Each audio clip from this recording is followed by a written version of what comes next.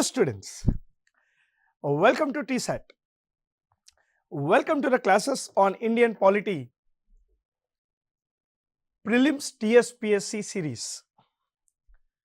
As part of Group 1 TSPSC exam, we have started Indian Polity classes. As part of it, in the last class, we have already discussed center-state relations. Today, continuing the series, let us see a very important topic. Expected questions will be there from this particular topic, and that is your local governance. That is your local governance. This local governance is also called decentralized democracy in India. It is also called decentralized democracy in India. Now let us see some basics about the local governance, and let's continue to see some important objective type related questions. Now in India, local governance is generally divided into two types. The first one is called Panchayati Raj institutions, and the second one is municipalities. Panchayati Raj institutions or municipalities as such has been not recognized constitutionally in the original constitution. 73rd Constitutional Amendment Act and 74th Constitutional Amendment Act gave Panchayati Raj institutions and municipalities constitutional status. Panchayatis are discussed in Part 9 of the Constitution, Part 9 of the Constitution, and municipalities in Part 9A of the Constitution. And Part 9 consists of Articles 243 to 243O. And coming to municipalities, it consists of articles from 243P to 243ZG. 73rd Constitutional Amendment Act also added 11th schedule to the Constitution, and municipalities 74th Amendment Act added 12th schedule to the Constitution. 12th schedule to the Constitution. 11th schedule consists of 29 functions to be performed by Panchayati Raj institutions, and 12th schedule consists of 18 functions to be performed by municipalities. So this is some basics about the local governance. The Panchayati Raj institutions is divided into 3-tier system. Municipalities is also divided into a 3-tier system. Now in Panchayati Raj institution, the 3-tier system includes a Panchayati Raj should be constituted in village level, intermediate level. Intermediate is also called Mandal in AP Telangana, and the third one is district level. I am repeating this. A Panchayati Raj institutions shall be constituted in 3-tier system: village level Panchayati, intermediate level Panchayati, and district level Panchayati. This intermediate level Panchayati is also called Mandal Panchayati in AP and Telangana. Coming to municipalities, even in municipalities there is a 3-tier system of municipalities: a municipality at Nagara Panchayati, a municipality at municipal council, and a municipal corporation. So there is a 3-tier system of local governance in India. Now this local governance as such is nowhere mentioned in the or not recognized constitutionally in the original constitution. But let me tell you this, there are two areas where the term local governance in the original constitution was mentioned. The first provision is Schedule 7. Schedule 7, which divides the legislative powers between center and states, deals with local governance in state list subject, meaning local governance was made a state list subject in Schedule 7 of the Constitution. Secondly, Article 40. Article 40, which is part of Directive Principles of State Policy. So, Directive Principles of State Policy, Article 40 says it is a duty of the state to constitute a Panchayati Raj institution for their self-governance. So, these are the two provisions of the original constitution which discussed about local governance in India. But after 42 years from 1950, in 1992, 73rd Amendment Act and 74th Amendment Act was passed to provide or to give constitutional status to panchayatis and municipalities respectively. Now, this local governance as a chapter is very important for our exam. 1 or 2 questions will definitely come, because this area is something which is expected for the exam. Now, let us continue this chapter and see the first objective type question. Look at the question carefully. As I keep saying this in every class, the main intention why we have started this series is to make you understand 2 things. 1, while reading the subject, how can you frame a question? How can you expect a question? And 2, how the question is framed. So, 2 things are very, very important. I always say knowing is important, but understanding it is more important. To make you understand the subject, we have started this series. So, now let us see the first question. Consider the following and choose the correct statement. Statement number 1. Grama Sabha is the foundation of the Panchayati Raj institutions. Article 243G is linked to Schedule 11 of the Constitution. If your guess is C, then you are correct. Answer is both the statements are correct. Now, Grama Sabha is defined under Article 243A of the Constitution. According to Article 243A, all registered voters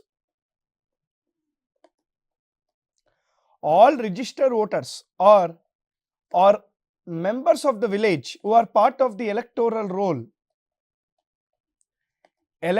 rolls are part of Grama Sabha. Now, Grama Sabha is like a village legislature. It is like a village legislature.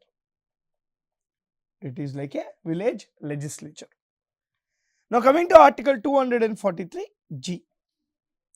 Now, 243G is linked to Schedule 11 of the Constitution. Now, what is Article 243G? Article 243G talks about the functions of Panchayati Raj institutions. Now, what are the functions of the Panchayati Raj institutions is linked to Schedule 11. Now, in Schedule 11, there are 29 functions which can be performed by Panchayati Raj institutions. Okay. Now, I have told you that Schedule 12 talks about 18 functions, right? Now, Schedule 12 is linked to municipalities.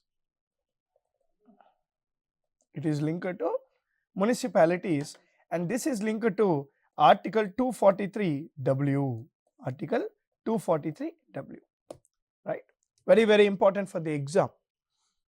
Article 243 capital A defines Grama Sabha. See, Grama Sabha is like a village legislature, village parliament.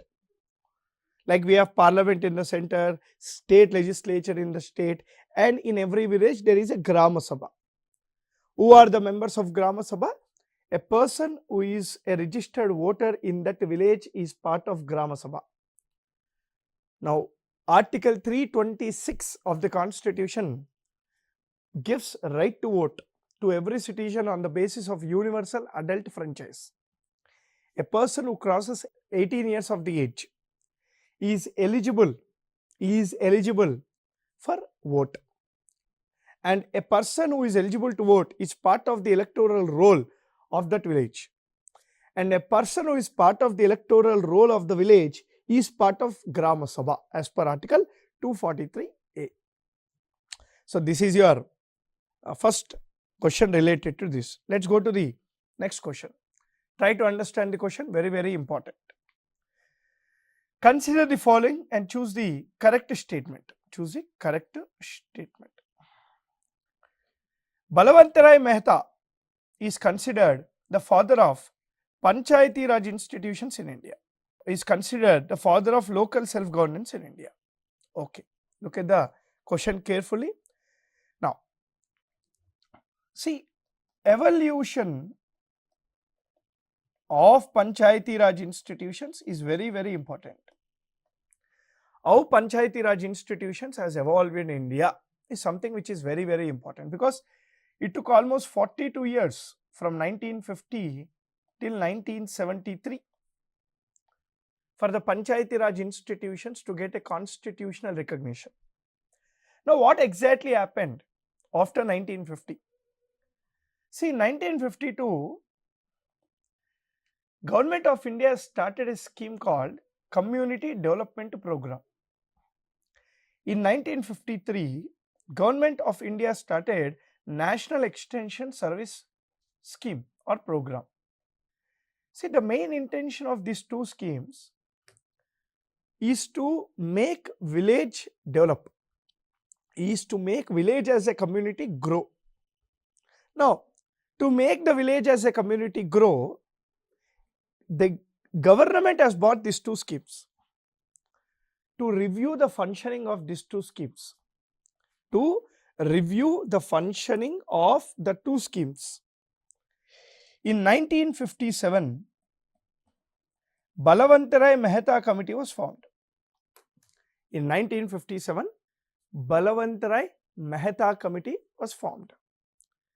Now, this Balwantarai Mehta Committee is the first committee to recommend to constitute a Panchayati Raj institutions by an act. Because Balwantarai Mehta was the first committee to give a recommendation to constitute a Panchayati Raj institution by an act, Balwantarai Mehta is called the father of Panchayati Raj institutions in India. Now, even before we got independence, urban administration started by British. It was in the year 1687, the first municipal corporation was established by the British at Madras, followed by Bombay, Calcutta and many other cities. Now, to improve this urban administration, in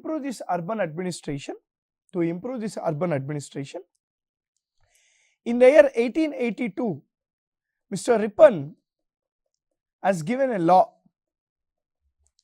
and this law is called, famously called, Magna Carta of Local Self-Governance in India.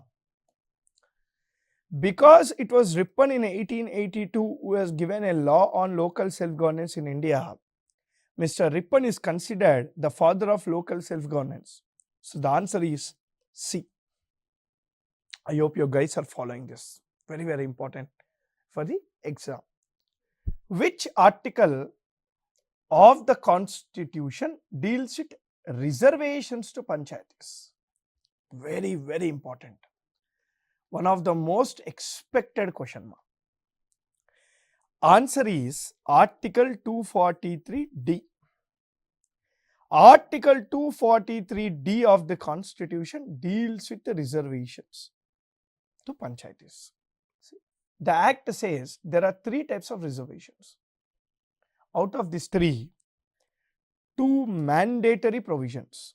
This is mandatory. This is mandatory. This is not mandatory. But what is this? Look at this. The act says SC/ST seat reservations shall be made compulsory on the basis of population. SC/ST seat reservation shall be made compulsory in panchayats on the basis of population. 33% women reservation, 33% women reservations shall be made compulsory in the seats. And there is a proposal to increase this 33% to 50% by 1/10th Constitutional Amendment Bill 2011. It is still pending in the Parliament. If this bill is passed, this 33 will become 50, right? But state legislature, if they want, they can give, because local governance is part of state list subject. Bihar made this 33% already 50% reservations to women. Now, what is not mandatory? OBC reservations. Now, OBC reservation of seats is as decided by state legislature. The state legislature has the authority to decide the OBC based reservations in panchayatis. Now, one more question, one more point.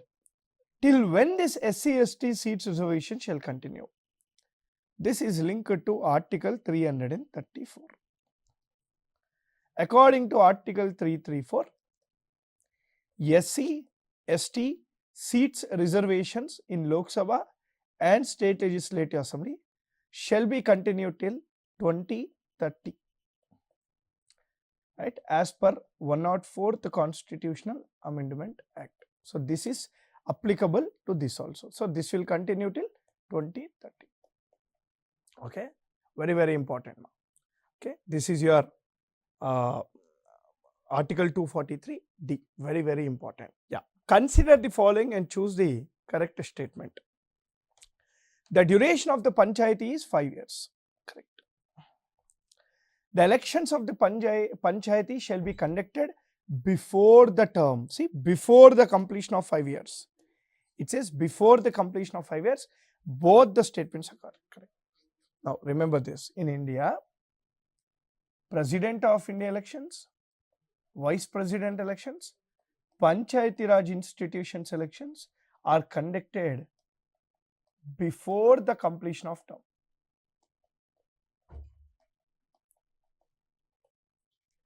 Before the completion of the term. Now, please be very careful. I want to discuss this more. See, the duration of the panchayat is 5 years from the first meeting after elections. After elections, whenever the panchayati meets, from then it continues for 5 years. In between or before the completion only, elections must be held for the next Panchayati Raj institutions. Okay. If the Panchayati Raj institution is dissolved, right, in between, if it is dissolved, you have to remember two things. One, within 6 months, fresh elections must be held, right? And the new Panchayati Raj institution shall continue only for remaining term. Only for remaining term. Very important. It will only continue for the remaining term. See, these type of points you need to remember for the exam. These type of points will be asked. Try to revise it again, make notes as well. Okay. Which article authorizes the state to constitute a Panchayati Raj institution? Which article authorizes the state to constitute a Panchayati Raj institution? See, simple. I just told you before, Article 40. See, what is Article 40? It says, it is the duty of the state to constitute a Panchayati Raj institutions, to make it self-govern, as a self-governed body, right? This is called decentralized democracy. This is called decentralized democracy. And secondly, Article 40 is part of directive principles of state policy. Okay. Now, what is Article 240? Article 39. See, Article 39 talks about many things. Like for example, Article 39 says it is a duty of the state to provide livelihood. It is a duty of the state to ensure socialism in India, equitable distribution of resources. It is a duty of the state to ensure equal pay for equal work for both men and women. And also it says it is a duty of the state to protect women and children. All these are mentioned in Article 39. What is Article 47? See, Article 47 is actually very important, because Article 47 talks about three things. One, it is a duty of the state to increase the standard of living of the people. To increase the standard of living of the people. Two, it is the duty of the state to provide nutritious supply of food to the poor.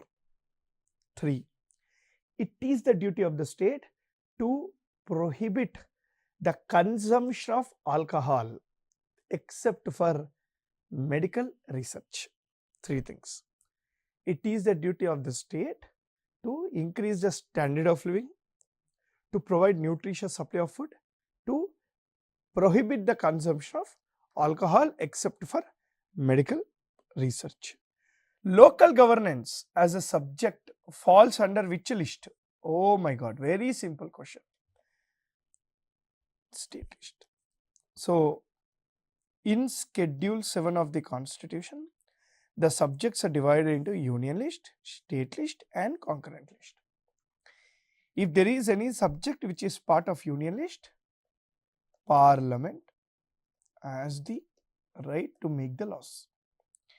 If there is any subject which is part of state list, state legislature will make the laws.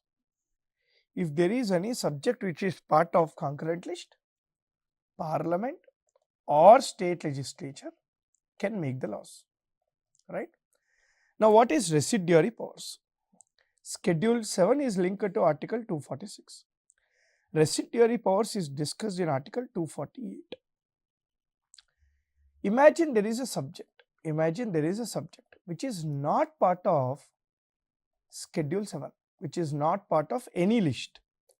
Then that is part of residuary list. And any subject which is part of residuary list, Parliament only has the complete right to make the laws. For example, space, artificial intelligence, cryptocurrency, Bitcoin, like this, okay, IoT, Internet of Things, right? All these things are newly emerging technologies. So they are not mentioned in Schedule 7. So on those subjects, only Parliament has the authority to make laws. So this is your answer. The answer is B. Which of the following are the mandatory provisions of the Panchayati Raj institutions? See, it says mandatory, meaning compulsory. Just previously, we have seen there are mandatory and compulsory, reservations in India, in India for Panchayati Raj institutions, discussed in Article 243D, right? Now, let us see. Reservations to OBCs, not mandatory. SC reservations, mandatory. Women reservations, mandatory. So, the answer is B. So, not only SCs, it is also for STs. SC, ST, women reservations. These are mandatory. Now, coming to OBC reservations, these are not mandatory but decided by state legislature. Decided by state legislature. Consider the following and choose the correct statement. 21 years is to be the minimum age for contesting elections to panchayatis. Correct. Panchayati Raj elections is conducted by State Election Commission. Absolutely correct. Answer is C. Both the statements are correct. Now look at this. As per the Constitution of India, any member to contest for Panchayati Raj institutions has to qualify all the qualifications required to become the member of state legislature except age. Except age, all other qualifications required to become the member of state legislature is to be qualified, and this age is 21 years. Secondly, Panchayati Raj elections is conducted by State Election Commission, which is constituted as per Article 243K by Governor. The Governor has the authority to constitute. So answer is C. Consider the following and choose the correct statement. 𝗓𝗏𝗪𝗧 Committee is the first to recommend constitutional status for Panchayati Raj institutions. Rajasthan is the first state to constitute PRAs after Balwantrai Mehta Committee recommendations. Answer is C. Now first, both the statements are correct. Now look at this. First we have 1957 Balwantrai Mehta Committee. Then we have 1977 Ashok Mehta Committee. Then we have 1985 𝗪𝗏 Rao Committee. 1986 𝗪𝗵 Singhvi Committee. Out of all these committees, look at the screen, very important. Balwantrai Mehta Committee said to constitute a Panchayati Raj institutions by an act. And as per the recommendations, Rajasthan, Nagpur district became the first state to constitute. But it was Ashok Mehta Committee which first recommended a constitutional status to the existing PRAs. Ashok Mehta Committee was constituted by Janata government. Very important. Janata government.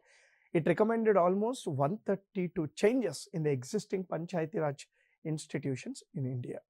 Which article is linked to Schedule 11 and Schedule 12 respectively?